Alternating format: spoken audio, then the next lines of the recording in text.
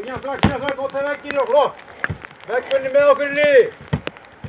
Skiptir ekki máli hvort að mæta hérna 5 eða 20, 30 krakkar, það er alltaf hrikalega gaman að sjá hvað allir hafa gaman af pönnuvellinum.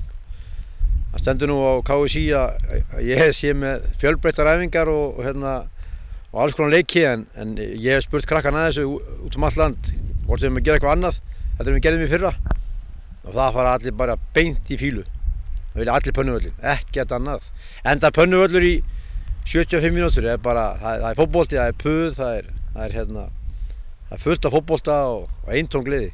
Þetta snýst bara um það að reyna að finna litla staði eða minni staðina, svo er þetta spurning hvaða staðir eru lítil og hvaða stór en finna þessa litlu staði kannski, minni staði sem það er kannski að kveikja aðeins ljós aftur í fótboltanum. Einhver börn eru farin og einhver komin aftur og það er að fjölga aðeins í skólunum, grunnskólanum og við höfum tekið líka leikskóla, alveg niður í 3, 4, 5 og 6 ára aldur sem er náttúrulega bara enn skemmtilegra sko. Pönnuvöllurinn er náttúrulega svo lítill og skemmtilegur að þetta er fyrir alla krakka. Þetta er fyrir börn á öllum aldri, alveg upp í 70.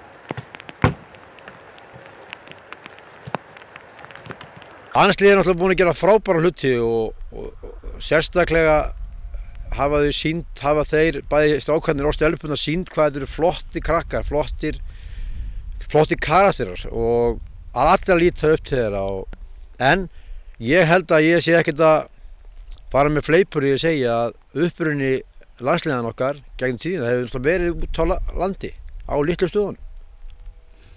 Það er fyrir að valdaleikur þarna að síðast mér.